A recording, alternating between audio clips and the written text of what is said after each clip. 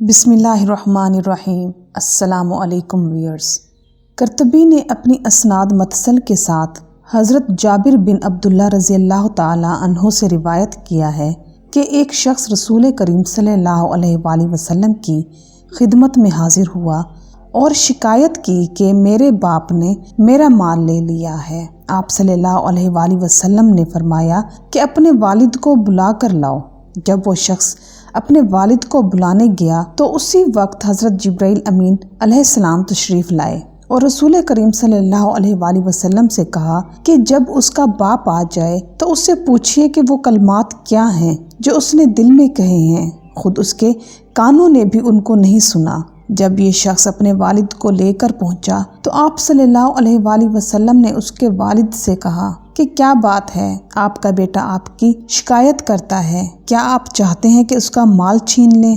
والد نے عرض کیا کہ آپ اسی سے یہ سوال فرمائیں کہ میں اس کی پھپھی، خالہ یا اپنے نفس کے سوا کہاں خرچ کرتا ہوں؟ رسول اللہ صلی اللہ علیہ وآلہ وسلم نے فرمایا جس کا مطلب یہ تھا کہ بس حقیقت معلوم ہو گئی، اب کچھ کہنے سننے کی ضرورت نہیں۔ اس کے بعد آپ صلی اللہ علیہ وآلہ وسلم نے اس کے والد سے دریافت کیا کہ وہ کلمات کیا ہیں جن کو ابھی تک خود تمہارے کانوں نے بھی نہیں سنا۔ اس شخص نے عرض کیا، یا رسول اللہ صلی اللہ علیہ وآلہ وسلم، ہر معاملے میں اللہ تعالیٰ آپ پر ہمارا ایمان اور یقین بڑھا دیتے ہیں۔ جو بات کسی نے نہیں سنی اس کی آپ کو اطلاع ہو گئی، جو کہ ایک معجزہ ہے۔ پھر والد نے عرض کیا کہ یہ ایک حقیقت ہے کہ میں نے چند اشعار دل میں کہے تھے جن کو میرے کانوں نے بھی نہیں سنا۔ آپ صلی اللہ علیہ وآلہ وسلم نے فرمایا کہ وہ ہمیں سناؤ۔ اس وقت اس نے یہ اشعار سنائے۔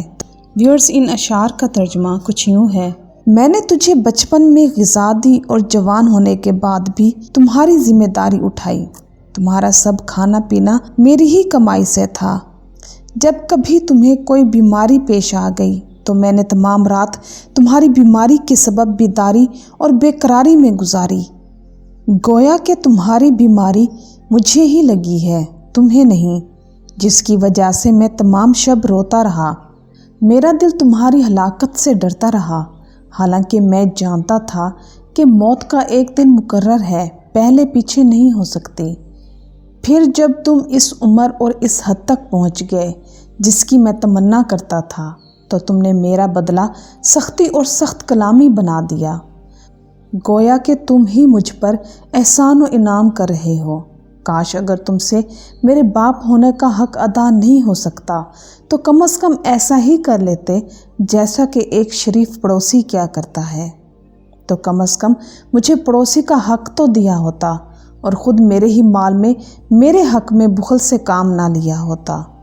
رسول کریم صلی اللہ علیہ وآلہ وسلم نے یہ اشعار سننے کے بعد بیٹے کا شانہ پکڑ لیا اور فرمایا، انتا و مالوکا لی ابیکا، یعنی جا تو بھی اور تیرا مال بھی سب تیرے باپ کا ہے۔